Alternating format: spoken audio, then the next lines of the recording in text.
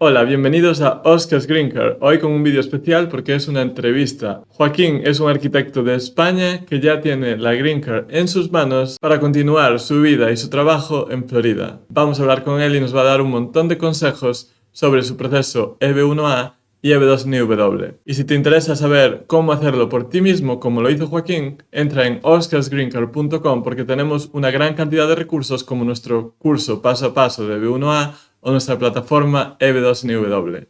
Vamos allá.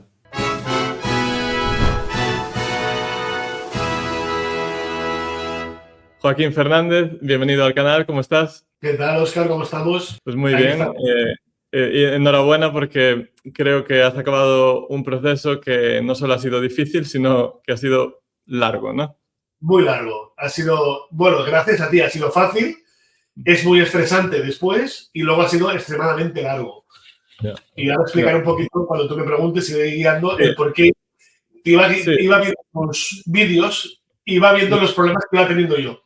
Ya, pues vamos a hablar de eso en un segundo, pero antes de eso quiero que hagas una breve presentación de quién eres profesionalmente para que la gente te pueda conocer y luego con ese contexto seguimos con tu Green Card. Perfecto, pues mira, yo, como has dicho, soy Joaquín, soy de Barcelona, de España, soy arquitecto desde el año 2003, acabé la carrera de arquitectura en Barcelona. Después de unos años de estar viviendo aquí, ya me di cuenta que se me había acabado un poco el futuro y tomé la decisión de marcharme a Estados Unidos. En previo a eso, había sido profesor de la universidad, he tenido alumnos que habían hecho prácticas en América y fue también un poco el detonante de decir, bueno, voy a buscar las empresas donde han ido mis alumnos para presentarme. Ya. Entonces, tomé un vuelo cuando la crisis de 2013 empezó a mejorar en España. Tomé un vuelo a América, a Miami, y entonces empecé a ver un poco el mundo. Dije, me tengo que marchar, digo, pierdo dinero cada día que me quedo en España. O sea, fue como un flechazo profesional. Sí, sí, me voy. Además, esto la gente que es de España lo sabrá. La canción de Nino Bravo, que dice, me voy, pero te juro que mañana volveré. Es la canción que me iba en la cabeza cuando volvía en taxi al aeropuerto. Ya. O sea, volviste convencido de tengo que volver. ¿Y cómo fue esa transición de, vale, decides, tengo que volver a este país? De hecho, creo que acabaste en Florida. ¿De qué manera? Porque claro, la Green Card muchas veces no es la primera fase, sino que vienen más tarde, ¿no? Pero ¿tú cómo llegaste a mudarte a Estados Unidos? Sí, a ver, en mi caso, como es una profesión con responsabilidad civil y tiene muchos temas legales, primero tuve, bueno, al regresar, tuve que informarme de cómo se homologa un título en Estados Unidos. Porque en mi caso no solo es homologar el título, sino obtener una licencia estatal para poder ser el responsable de mis proyectos de arquitectura. Entonces, en España tenemos el Colegio de Arquitectos que engloba todo lo que necesitamos, pero en América hay dos. Está el American Institute of Architecture y está el NCAR, que es el National Council of Architecture Registration Board. Uno te homologa el título y el otro te homologa la práctica. Y entonces empecé a investigar, empecé a hacer todos los trámites, son trámites de 2 años,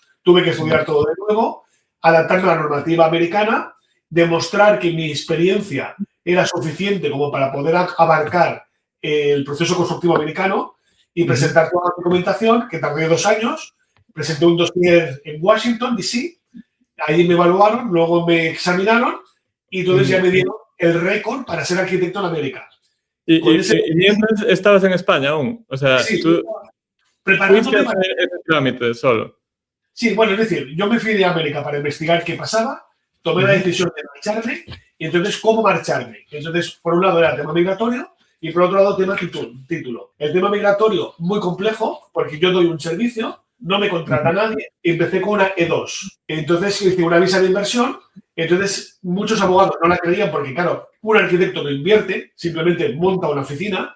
Entonces, el tema de la inversión fue muy complejo encontrar gente que me pudiera asesorar bien. Y ahí ya me instalé ya con mi firma, tenía un trabajador en ese momento, y entonces ya estaba como inversor en América con mi firma de arquitectura y un título homologado ya. Y tu firma se llama, si no me equivoco, FZ Architecture, ¿no? Sí, es las siglas de Fernández Architecture. Claro. Y haciendo un inciso y ahora seguimos con tu historia, pero quienes quieran le pueden echar un vistazo a la página web, que pondremos un enlace, y a tu canal de YouTube, que tienes un canal, no sé si querías hablar luego de eso o me estoy metiendo en un berenjenal, pero un canal que es muy profesional y que tienes, creo que más de 10.000 seguidores, más de 500.000 de visitas, está muy bien y recomendado. Correcto, sí. También gracias a todo esto también te encontré a ti, porque como estoy metido en el tema del YouTube, apareciste en mis búsquedas de alguna manera. Y sí, tengo un canal, sobre todo un tema didáctico. Estoy dando a conocer pues, grandes proyectos de arquitectos importantes, tal cual yo les he estudiado en mi carrera en Barcelona. O sea, ahí he visto un poco de tu labor docente también y lo llevaste a YouTube. Y yo vi algún vídeo y realmente, incluso para alguien que no es nada técnico en este ámbito, es súper interesante. Así que te felicito por eso y invito a todos a que le echen un vistazo. Pero seguimos contigo. Tú hiciste todo ese proceso de convalidación, te acabaste mudando con esos visados temporales y ¿en qué momento dijiste, a ver, ahora tengo mi oficina, quiero quedarme? ¿Cómo descubriste este mundo de las green cards tan complejo? Bueno, sí, esto lo vas descubriendo durante tu tiempo porque conoces a mucha gente. Evidentemente, juegas a la lotería cada año y la lotería no sale nunca. Yeah. Entonces, estás mirando también, empecé a investigar y porque, claro, primero te instalas, es un país muy duro, no es un país fácil de instalarte, sobre todo cuando no vienes con un trabajo como es en mi caso. Entonces, llegar, instalarte, requieres de mucho capital para poder empezar a alquilar una vivienda y arrancar un negocio es muy complejo y requiere mucha inversión. Entonces, a medida de que vas viendo que disfrutas del panorama americano, porque la ventaja que yo le veo a América respecto a Europa, y ahora vamos a decir solo España, es que no veo el techo. Entonces, a nivel profesional, lo que se te ocurra, lo puedes hacer. Vale. Entonces, esa libertad creativa y productiva a mí me vuelve loco. Entonces, el hecho de no tener techo, no sé, me vuelve loco. Te motiva, ¿no? Te motiva a quedarte y a seguir haciendo cosas. Exacto, o sea, no, a crear, porque claro, al fin y al cabo yo como arquitecto pues creo y genero y siempre soy muy activo. Entonces, al final, pues vas descubriendo y entonces sabiendo un poco las posibilidades futuras, que es complejo cuando uno va por su parte, vi que evidentemente tengo que mejorar mi currículum. Entonces empecé a hacer trabajos que mejoraban mi currículum. Entonces entré en el Board of Directors del AIA, que es el American Institute of Architecture, muy bien recibido porque soy extranjero, es una experiencia nueva, mucha gente extranjera aquí, entonces soy un referente en cómo he homologado un título, cómo he empezado la práctica. Supongo que te preguntaría también, ¿cómo lo has hecho? Claro, entonces he servido un poco de referente en mi profesión y entonces eso me ha hecho ir ganando a nivel curricular pues unas posiciones que me ha permitido luego aplicar a la visa que luego hablaremos. Durante un periodo de 5 o 6 años he ido generando currículum, trabajo realizado y formación no académica, pero sí más de un ámbito más apropiado para la green card. Vale. Y fue ya focalizado también para esto. Y aquí es donde llegas a, bueno, hay este tipo de green cards que me permitirían tener una vida mucho más cómoda a nivel migratorio, por ejemplo, sobre todo teniendo en cuenta que tienes un negocio, ¿no? Que necesitas cierta estabilidad también en tu vida porque no puedes andar de un lado para otro. Entonces, creo que tu viaje, como digo yo en inglés, viaje a la Green Card, se inicia con abogados, si no me equivoco. Tú contactas con unos abogados y empiezas a hacer un proceso de Green Card, pero realmente al final acabas en otro proceso y por ti mismo, ¿no? ¿Nos puedes resumir un poco cómo fue ese primer tramo de tu viaje? Sí, yo empecé a investigar qué abogados me podían ayudar, porque con el trabajo voy a delegar el proceso migratorio debido a la complejidad del proceso, porque al final el problema que también es que los abogados también te meten miedo para que tú les contrates. Claro. Y entonces al final dices, bueno, voy a coger una empresa importante que me pueda llevar el currículum para poder ya conseguir. Entonces, en ese momento, eso fue en el año 2023, creo, que fue el punto donde se empezaron a hacer de moda el EB2 National Interest Waiver. O sea, esto se empezó, era current en diciembre, noviembre de aquel año, del 22, y yo aparezco en febrero, marzo, abril del 23, cuando ya empezó a ver la cola, que eso empieza a subir.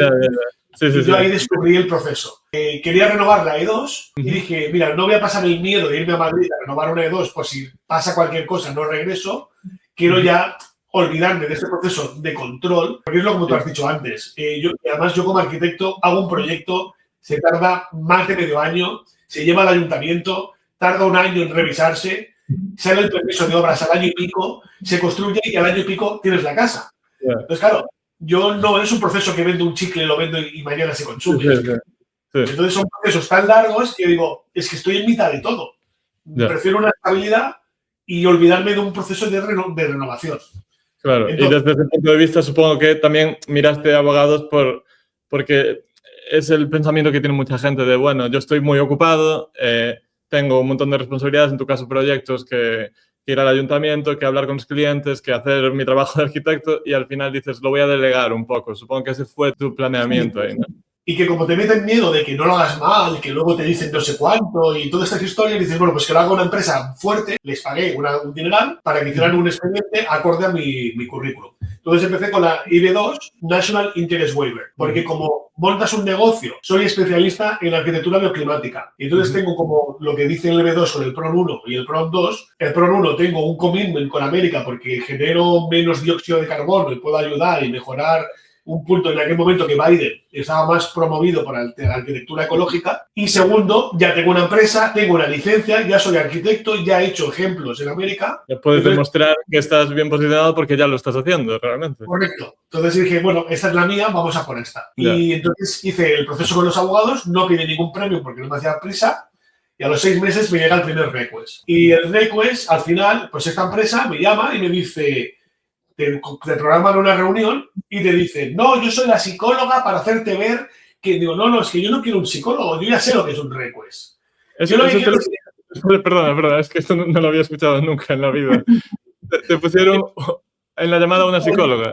Sí, primero la abogada, previo abogado, la psicóloga para explicarte que un request no es malo, que no te preocupes, que lo vamos a solucionar.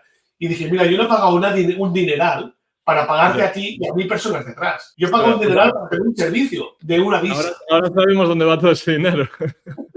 Hay mucha gente en medio. Entonces, al final, ya les eché la bronca porque estaba cabreado. Porque, a ver, lo comentamos así ya en familia, ¿no? Con tu comunidad.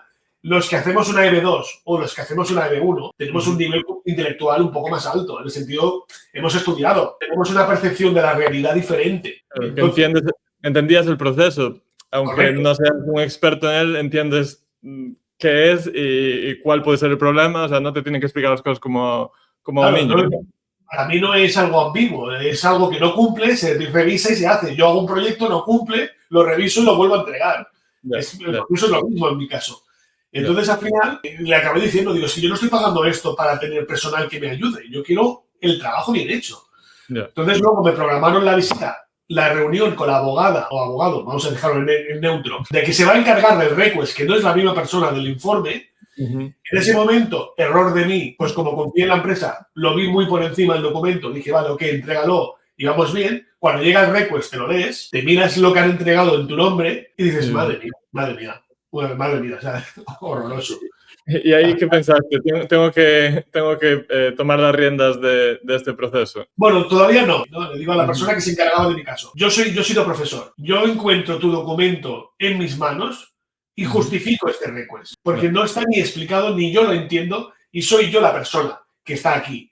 O sea, que tú estabas diciendo que estabas casi de acuerdo con Ustis, que merecía... 100%. Digo, es que es normal este request porque lo que habéis entregado no cumple. Y es más, fíjate lo que me dijeron, que entregan documentación repetida, con lo cual se te forma un documento así, porque si no lo ven en una, lo van a ver en otra. Esa fue la excusa. Digo, yo tengo un alumno y me entrega el documento al doble porque lo ha copiado 2 veces, por si no lo veo, le pago un 0. Por burlarse de ti. Y me dijo, es que esto ya sería otro tipo de visa. Y dije, ya está, tengo una EB1. Entonces, al momento...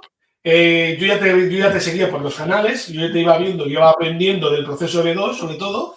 Te compré el curso de EB2, hice la EB2 yo para corregírsela al abogado. Y luego dije, esto es lo que creo que tienes que presentar de esta manera, porque se explica el proceso, se explica quién soy, el National Interest, que es lo más complejo, que era el punto débil, y el capacitado, pues también falló, y entonces le expliqué el por qué tenemos que trabajarlo de otra manera. Entonces, eso lo entrego. Y cuando ya lo terminé, compré el curso de EB1 y dije, voy a por la EB1. Entonces, en un mes, bueno, en realidad tardé 2 semanas, 8 horas, yo y mi compañero, preparamos el informe de la EB1, 2 semanas. Lo entrego con el Premium Processing, me sale un request también, tuve la mala suerte de un request, pero fue un request que es como tú lo explicas muchas veces, que me ayudó mucho porque cada vez que me pasaba algo, me buscabas si colgabas algo y casualmente colgaba el vídeo que necesitaba. Y dije, vale, ok. Entonces, cuando te ves el request dices, no entiendo nada, no aplico, al día siguiente lo vuelves a leer y te das cuenta que no era tanto. Empieza así, sí. A veces hay que pararse un poco y respirar y volver a leerlo. Asusta mucho, te da mucho miedo el request y te colapsas. Claro, y son documentos muy largos además, entonces también entre que absorbes, lo entiendes, lo digieres, pues, y que es una noticia. Bueno, yo siempre digo, no lo mires negativamente, pero al final lo más positivo es que te llegue la aprobación, ¿no? No, y luego me di cuenta, porque eso sí que lo explicas muy bien en el curso, pero en mi caso, como también soy un perfil un poco complejo, porque tengo publicaciones de revistas, publicaciones de web y otros temas, claro, yo simplemente puse el artículo de la revista y puse la portada, pero no traduje la portada justificando el artículo. Y me dijeron, no, portada, índice editorial, hoja donde sales y todo traducido al inglés. Entonces, al final me estaban preguntando, vuelve a entregarlo traducido bien. Ya. Al final, claro, muchas veces ellos te están ayudando, te están diciendo, vale, me enviaste esto, pero lo que queremos es esto otro. Y de hecho, yo muchas cosas de las que aparecen en el curso, particularmente el DB1, de cada criterio explicando cómo presentar las cosas, eso es información que viene de RFEs de mucha gente, ¿no? Que yo tengo acceso a ellos, entonces digo, vale, digamos que empezando el proceso por atrás, por un RFE, sabemos mejor cómo quieren ellos tener los datos. Y al final eso es clave, ¿no? No, y luego uno que me pareció muy absurdo, pero entiendo que lo preguntan, dicen, ¿por qué? Porque claro, yo he sido board of director, porque he formado, o sea, uno de los puntos era de estar en una membresía en un cargo relevante. Entonces, claro, yo soy board of director del Colegio de Arquitectos de América, del chapter de aquí. Pero estoy en el board of director de una membresía genérica, ¿no? Y me preguntaban que cómo era reputable el AIA. Y digo, para ver, señores, es que no hay otro en América. Entonces, buscando, UCIS recomendaba el AIA como empresa reputable. Y entonces les acabé poniendo su hoja. Tu propia documentación. Ustedes lo recomiendan como reputable. Pues claro, yo les dije al director, al presidente, ¿cómo demuestro que vosotros sois reputables? Digo, pues que no hay otro. Digo, ya lo sé. Somos nosotros. Claro, es un colegio oficial americano. Ya. Bueno, a veces también buscando cartas y tal, pero a veces hay que ser un poco creativo en qué documentos aportar. Antes de seguir un poco desgranando esas cosas, quería recordar a la gente qué criterios de B1 enviaste tú. Si no me equivoco, los apunté antes de empezar la entrevista. Creo que fuiste por membresías, por rol crítico, por juzgar el trabajo de otros, medios y salario, ¿no? ¿Puede ser esos 5? Correcto, sí, correcto. No sé cuáles aprobé, me imagino que 3 de ellos. Por lo menos. Pero me pusieron request en los de las membresías, un request en el juzgar y el request de la prensa, que era por el tema de las traducciones sobre todo. Y también me decían que no valían prensa pagada. Y tuve que demostrar que ninguna de esa prensa era pagada realmente. Y puse el salario español, porque puse los dos, americano y español, y me dijeron, céntrate solo en uno. Y entonces me centré en España un año. Y siempre que hacemos eso, además, es comparamos en euros, en este caso, en España, con la media de los trabajadores en España. Entonces, tiene que ser todo comparable. No hay que hacer ni cambios ni cosas así. Yo lo que entendí es que si hablas de euros, no me mezcles con dólares, no lo traduzcas. Exacto. Era euros en tu comparativa. Así es. De todos estos criterios, a la hora de recabar información y documentarlos, ¿cuál te pareció a ti el que ibas más fuerte y el que ibas más débil, si puedes elegir? En mi caso, el juzgar el trabajo de otros, ahí sí que fui muy creativo y no sé cómo se me ocurrió. Porque yo he sido perito judicial en España, entonces he formado parte de la corte llamado por un juez para valorar el trabajo de otros proyectos de arquitectura que han tenido técnicamente patologías, que han tenido problemas constructivos y he tenido que determinar el proyecto de otro para determinar el culpable de la causa o la construcción. Entonces, claro, es una forma de juzgar el trabajo de otros a nivel judicial. A mi modo de ver, es algo muy atractivo para este criterio. Lo que pasa es que a lo mejor te encontraste con un desconocimiento del sistema español, a lo mejor. Bueno, sobre todo porque el traducir perito judicial en inglés es expert report. Y ellos hablan como expert report, como un reporte de un experto, no como un juzga. Entonces, a través de la Real Academia Española, perito judicial quedaba definido como el que juzga el trabajo de otros. Entonces puse Real Academia Española, documento que es reputable porque es la asociación principal de España de la lengua española, conforme es la que marca las directrices de la lengua a nivel español por el BOE. ¿A dónde llegamos para justificar cosas? Tenemos que justificar la Real Academia Española.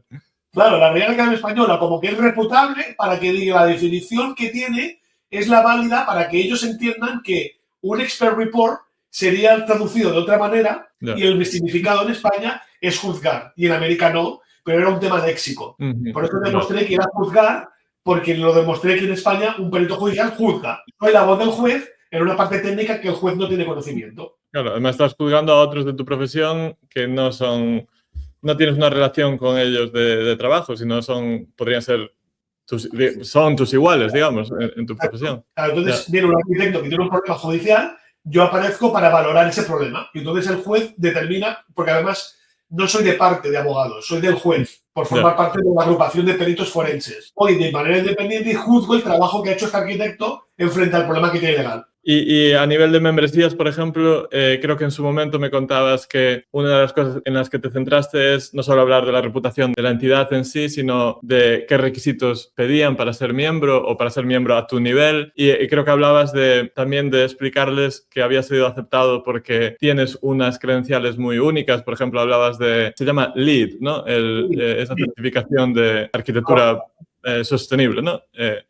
Entonces, por ahí, ¿cómo tiraste? Porque a mi modo de ver, membresías es uno de los más difíciles de probar en EB1. Sí, mira, me gusta hablar de este tema porque también yo creo que podemos ayudar. Porque todo el mundo habla de membresías y dice, no, yo tengo membresías, y todo el mundo se mete en ese grupo. Y en realidad, claro, yo ya entendí, sobre todo con el request, porque había membresías que yo puse, porque tengo unas cuantas, que ya las descarté después del request. Porque sí que la que utilicé era la misma que la de experto judicial. ¿Qué quiere decir? Que yo soy miembro del Colegio de Arquitectos.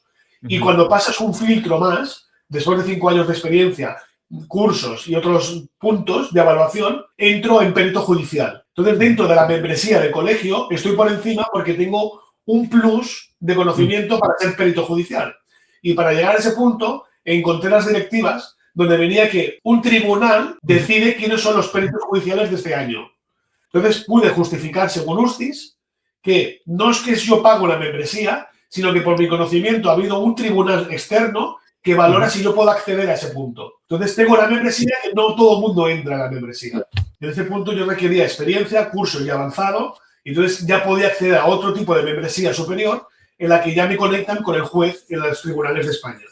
Entonces, claro, esa la justifiqué de esa manera. Y luego tenía la del American Institute of Architecture, el AIA. En esta sí que es compleja, pero lo tuve que explicar, que yo no sé si funcionó o no, pero lo expliqué de manera que para poder tener la designación Joaquín Fernández, AIA en tu nombre, porque aquí en América todo esto es muy legal, ya lo sabes tú, para poder poner detrás de tu nombre AIA tienes que ser arquitecto licenciado en un estado.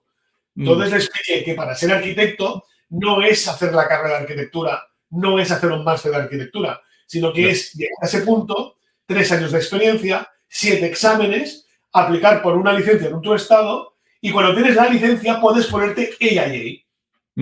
Vale. Entonces, es el punto superior que en toda América hay 200 arquitectos AIA. Claro, eso que acabas de decir es muy importante. Por un lado, hay que explicarle el proceso a esta gente porque no tienen por qué saber cómo funciona tu campo, igual que yo no lo sé. Pero luego los números, ¿no? A mí me gusta mucho cuando la gente te da números. Solo hay no sé cuántas personas que cumplen esto. Solo hay un porcentaje, ¿no? Porque eso ya como oficial de USCIS, que a lo mejor no tiene ni idea de tu campo, ya representa, es algo exclusivo, no es algo normal. El very top of your field, ¿no? Que es lo que tú hablabas en tus vídeos. No quiero extenderme tampoco mucho porque quiero hablar un poco de ajuste de estatus también. Entonces, ¿hay algo de lo que quieras hablar de tu proceso de I-140 a nivel consejo o cosas que la gente debe tener en cuenta a la hora de escribir? Mira, lo único que esto es repetido porque ya he visto gente que has entrevistado y dice lo mismo. Y al final yo creo que hay que insistir. ¿Qué mejor que tú te conoces para poder escribir quién eres? Entonces, ese es el consejo, porque si tú lo delegas en un abogado, no tiene el tiempo de escuchar y conocerte. Él presenta documentación. Puede presentarla bien, puede presentarla mal, da igual. Puede dar la suerte que funciona. Pero yo también al final, que yo lo hice a nivel personal, le di un toque muy personal en el request, hice una carta anexa al final del punto, porque ya le expliqué mi caso. Digo, yo soy español, he estudiado en España, he homologado un título en América, me he ido a América con esta visa y luego he ido avanzando en mi currículum. Y digo, dentro de todo esto, también me encontré un problema, que eso es real, que no lo hemos explicado, pero muy rápido. Fue el primer arquitecto extranjero que homologa un título en Florida. Y entonces tuve un procedimiento extra les dije, es que encima de mi singularidad, nadie había hecho este proceso antes. Con lo cual, en todo el global, me pone en un punto de que es que no tengo nadie delante que haya conseguido entrar en América, ser arquitecto, tener una firma, bla, bla, bla. Entonces, solo es a nivel personal. Como para ser españoles ya es un logro. Que realmente sí que estás de alguna forma ilustrando eso de que eres una parte muy pequeña del campo, porque realmente en lo tuyo eres el primero en hacer ciertas cosas. Y digo desgracia porque he tenido que abrir puertas que estaban cerradas y al final dices, se pueden abrir, ya tienes la duda y todo. Y al final pues avanzas y vas creciendo, pero te das cuenta que dices, es que si no tengo la EB1, es que ya no sé cómo explicarlo. ¿Y cómo, cuando recibiste el aprobado, ahí estabas en medio de Premium Processing con un RFE y a los menos de 15 días laborables te llegó el aprobado, imagino? ¿Cómo te sentiste? ¿Qué pensaste cuando te llegó eso? Bueno, primero te pones a llorar. Yo me puse a llorar. Últimamente lloro demasiado. Supongo que es el estrés acumulado, la emoción de todo el proceso, porque es, todo el mundo que vive aquí ya sabe el desgaste que es el tema migratorio. Es un desgaste emocional muy alto. Entonces, al final, a ver, te sientes aliviado, pero como por desgracia ves tus vídeos, todavía te falta el 485. Entonces, te viene el miedo del 485. Pero bueno, vas pasando etapas. Noté que me iba poniendo enfermo a medida que iba relajando mi cuerpo, porque iba saliendo todo el estrés. Claro, porque hasta entonces te tenías que mantener alerta, pero aquí ya fue como, bueno, ya... Un día en cama vomitando, echando nervios, yo creo. Ostras. Y entonces llegó un momento que empezaste a pensar en el ajuste de estatus. ¿Ya lo habías enviado o esperaste a enviarlo una vez aprobado? Yo cometí un error que por suerte me salió bien. Que entregué la EB1 con el Premium Processing y el 485 a la vez. Vale. Y claro, luego aprendí de ti que si hubiera salido mal, hubiera perdido el 485. Claro. Y dije, madre mía, porque claro, es mucha pasta. Vas sumando. Y claro, me salió el request, el 485 te queda allí. El 485 me pedía los fingerprints y yo pensaba, ¿pero por qué me los piden si no lo tengo aprobado? Digo, a ver si será que está aprobado. No, pero es independiente, puede pasar. Entonces ves que te llegan requests y tienes los fingerprints hechos. Dices, ¿qué coño está pasando? ¿No? Y luego entendí que la estaba cagando como no hubiera salido la visa, ¿no? Claro, pero bueno, salió bien, así que ahora nos podemos reír de esa parte. Correcto, con lo cual es entregar la EB1 o la EB2, esperarte y luego el 485. Ya. Es lo que hay que hacer, porque no ganas. Y claro, tú, haciendo un inciso, porque vamos a seguir un segundo con ajuste de estatus, pero ¿qué había pasado con los abogados de EB2? ¿Eso se había quedado ya totalmente... ¿Los habías despedido o seguían ellos? No, yo me quedé en retaguardia por si acaso los necesitaba, pero es que lo gracioso fue que aprobé la EB1 antes de que ellos entregaran el request. Qué bueno, ostras. O sea, qué bueno no, qué malo, qué bueno para ti, pero... Entonces al final ya me puse chulo con ellos y ya les eché la bronca, porque es que al final acabaron que no les dio tiempo ni entregar la respuesta.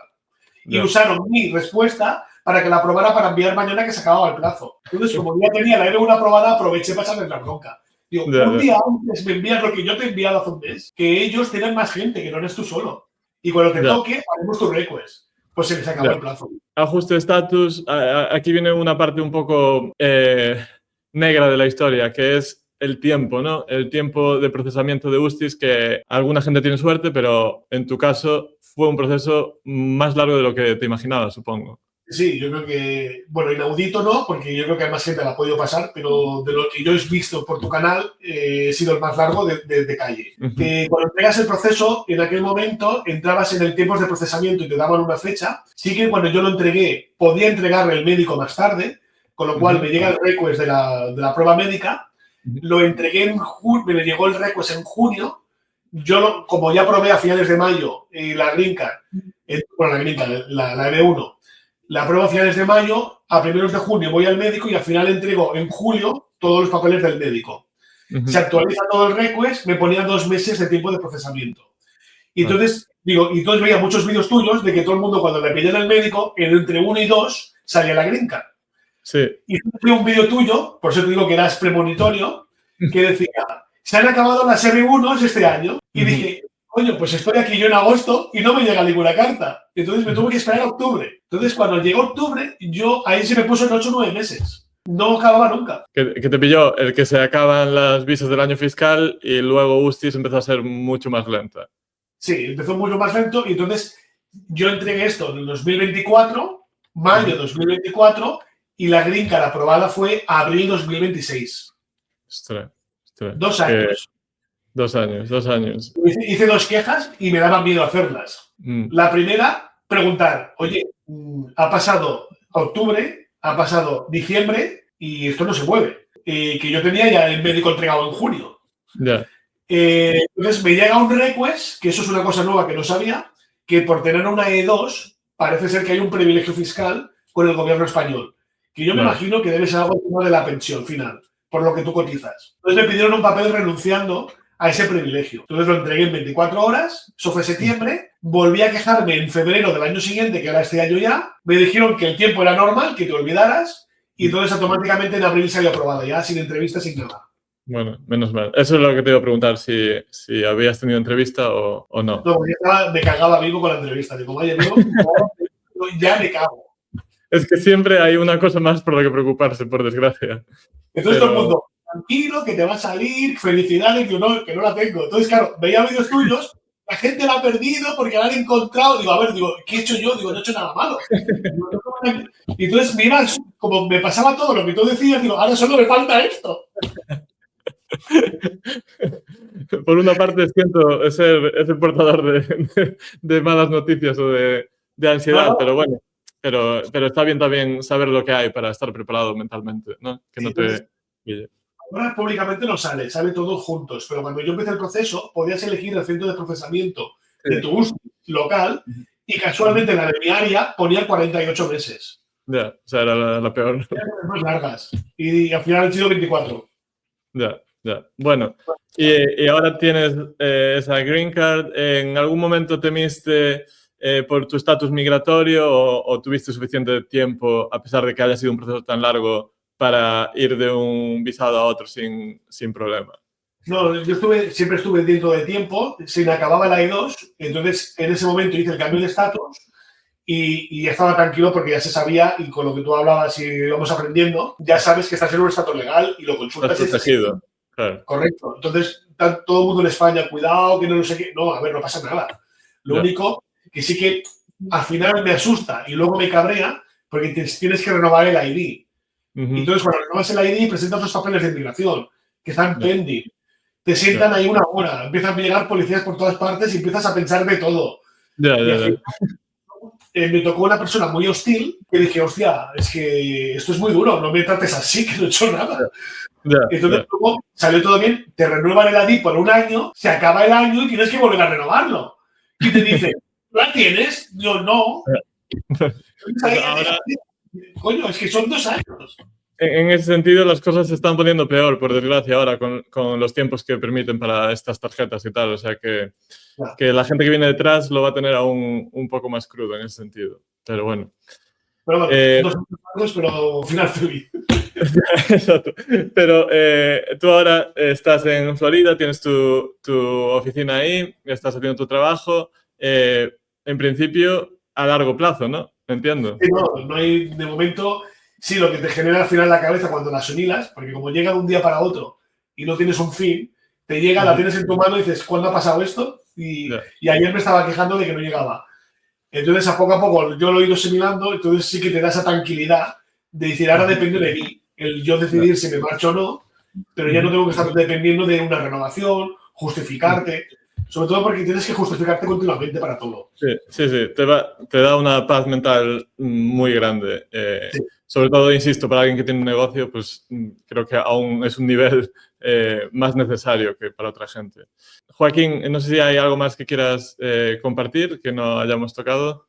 No, yo creo que hemos hablado de todo, ¿no? Básicamente, yo creo que está todo explicado. Las anécdotas dentro de lo que cabe. Ya, pues gracias por compartir tu historia de paciencia, de motivación, de esfuerzo, de autoeducación y los diferentes aprendizajes, ¿no? que tu caso tuvo. Y mucha suerte en lo que viene. Invito otra vez a la gente a pasar por tu canal de YouTube, tu página, para que aprendan un poco de arquitectura y muchísima suerte en lo que venga.